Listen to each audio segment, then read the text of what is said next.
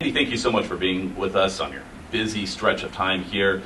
I thought we'd begin with what's very fresh on our minds here in Oklahoma, recent tornado outbreaks, in particular like the Enid EF4, which unfortunately did cause quite a bit of damage. What does the state emergency management response look like at your level, and what goes into that response? A great question. Enid, it was another one of those events that happened later in the evening, certainly during the daytime though, so we could see the storm. And when Enid hit, we were immediately requested by the local emergency managers. And so our team deployed out there. I arrived in Enid about midnight because I heard how badly it had hit. And when I arrive, I'm really trying to look at any immediate resources that the state may need to provide, and also determine, are we going to make a recommendation that this is a state of emergency, giving the governor and his team all of the on-the-ground situational awareness so that the state can provide some immediate response. Currently, our response looks like we've been there every day. It feels like it was just yesterday, but it's been a week. We've got the Oklahoma Department of Transportation and the Turnpike Authority working in partnership with Enid to help clear some of that debris, and we expect to receive the Small Business Administration approval for assistance. So we're really just coordinating resources, and we're on the ground helping those local officials know how to navigate that recovery. You mentioned state declaration. What goes into making that decision? It really just depends on what has happened during the event.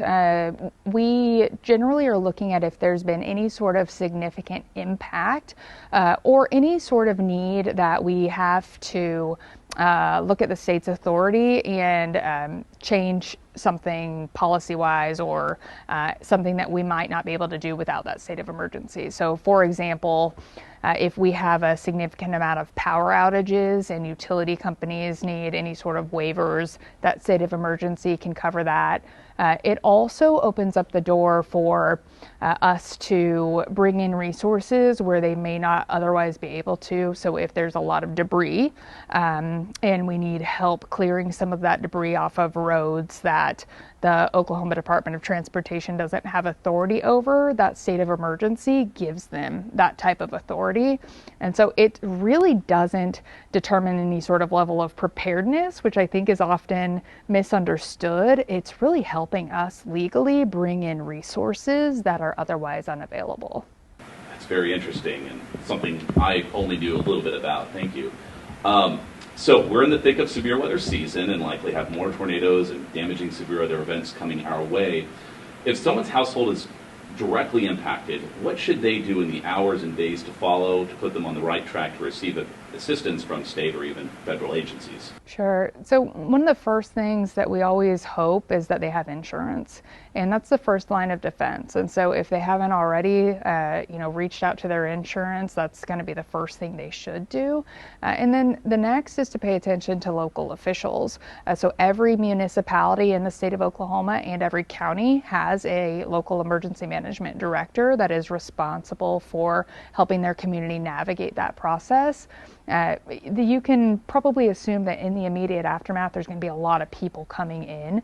And so one of the websites that's always consistent where you can report your damage is to us at damage.ok.gov. That's always online. And that allows you to submit your damage, tell us about what's happened, and that can also prompt us to connect you with resources. So insurance, if you don't have insurance, then connect with your voluntary agencies, the American Red Cross and others, but the odds are that we're all going to get to you before you have to come searching for us. But if you find yourself feeling like you're on an island, be sure to report that damage to us through that website.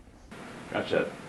Your answers kind of gave me a thought or a question of how many agencies do you actually coordinate with following a disaster? I'm sure there are many. There are many, and they come from all over. So we work very closely with the voluntary organizations active in disaster. We have a great group of them that are both local organizations in Oklahoma and national organizations. So I'd say you're always going to see the American Red Cross, the Salvation Army, the Oklahoma Baptist Men, and others come in. We also work very closely with the Governor's Office of Faith-Based Initiatives because they have a line to all of the different churches across Oklahoma that are always really eager to help. Oftentimes those groups will serve as recovery centers in the immediate aftermath, where you can bring donations, where you can coordinate those voluntary resources and go for support. So I've said it in previous conversations that, you know, the disaster space, the table is open for those that want to come and participate, because when we get hit, we need all of those resources. We hope they're well coordinated, so we always encourage people to reach out to our office or to the local office if they want to participate. But there's many organizations and we're happy to have them help. That's awesome. What resources do you specifically with emergency management provide to families that can help them before, during, and after disasters? So most of our resources that we have are going to be based on the local community. And there's also some grant funding that we provide. And so Oklahoma actually created the first ever statewide safe room program where we provide a discount for residential safe rooms. We're working through the nuances of that right now with the changes kind of going on with FEMA.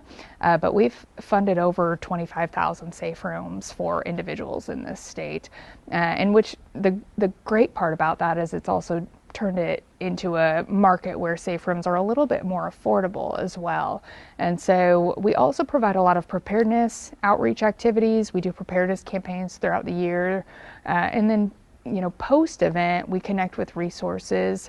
And so I mentioned the Red Cross. We also have the Oklahoma Housing Finance Agency that has funding that can help when individuals have been affected by a disaster. So we're really just kind of this backstop for individuals that if they can't find a resource locally, then that next step is for us to potentially get involved. And if it looks like we're also outside of our capacity, that's when we can be triggered to bring in some federal support as well.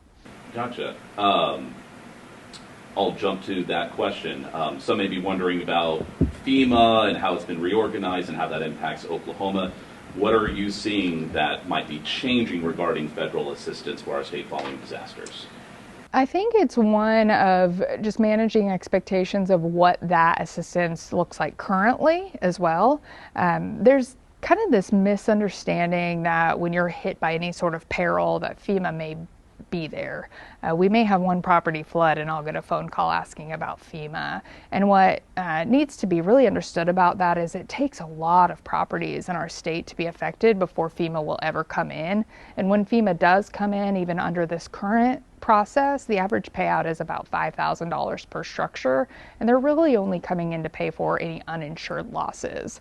And so the changes with FEMA, you know, there's a FEMA Review Council that is meeting this next week. It's a public meeting, and we hope to see a report that comes out. We also have some incredible congressional delegation that are working with us, and I know working with our local officials to try to make sure that Oklahoma's voice is heard in any reforms that do happen, because certainly disasters affect every single state differently, and Oklahoma experiences things year-round, not just some of the time in the most rural of places along with our urban centers. So, you know, we're planning ahead as best as we can, but we're really hoping just to manage expectations of what the process currently is for this storm season, because we're certainly in the thick of it.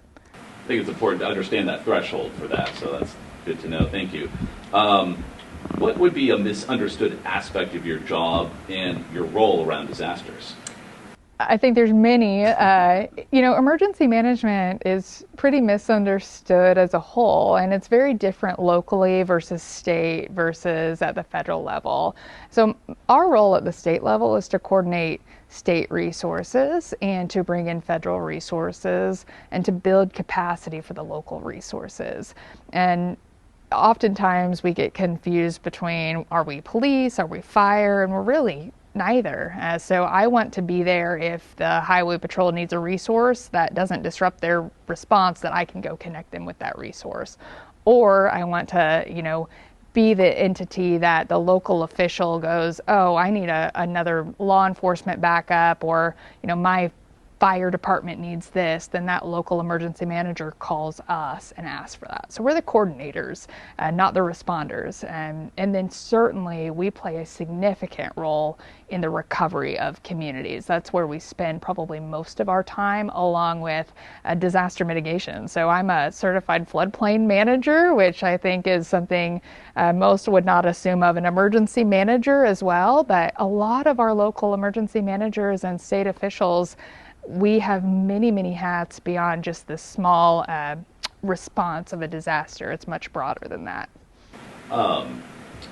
Something else I thought I'd ask you about is, how does disaster response look different between, say, tornadoes or flooding and wildfires? As we went through the horrible wildfires last year and some in northwest Oklahoma this year, how does that differ, if there is any difference? There certainly is. Wildfires are one of the events that happen in Oklahoma where the state is very response forward.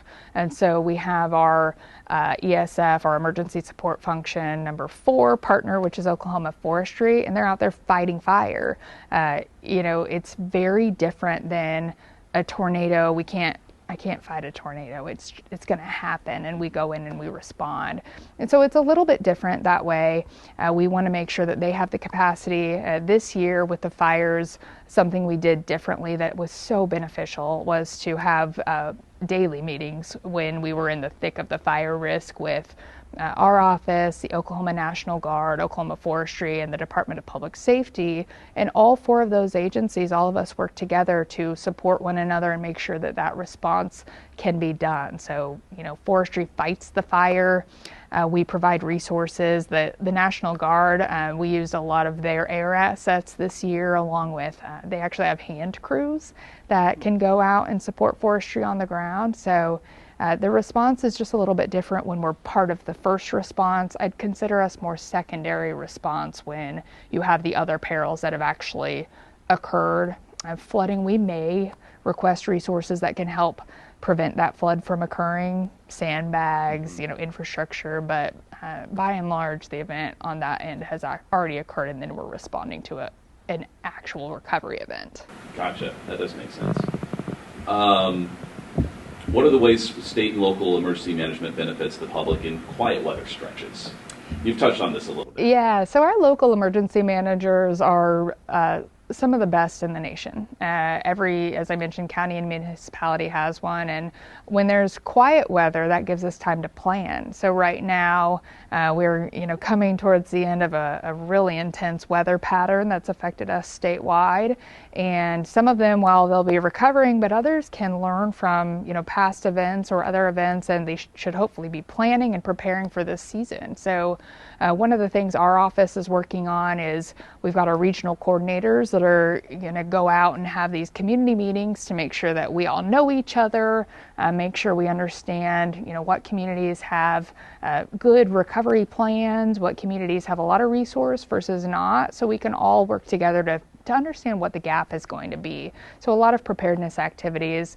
And then certainly, as I saw Tulsa's having a meeting coming up, a flood expo. So a lot of community outreach. We're in the thick of storm season, so it's just really important that we can get out there and the emergency managers can get out there and make sure the public knows what to expect this season before and after an event occurs. Sure. I think it's just important to understand that our agency is really small. We're an agency of about 50. I've been doing this for 16 years. I mentioned to you earlier on that, I'm a political appointee, but I'm not political. So I'm a practitioner in this space.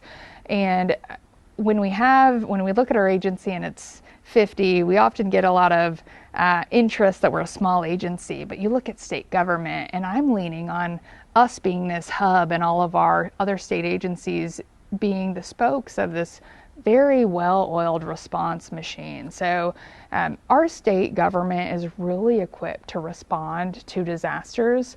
The biggest thing that I would express just in this conversation about FEMA and disasters as we head into storm season is communities and the state should always have a plan on if the federal government's not going to step in for us. Because as you mentioned, we have thresholds. It takes about 600 structures destroyed for us to get a federal declaration.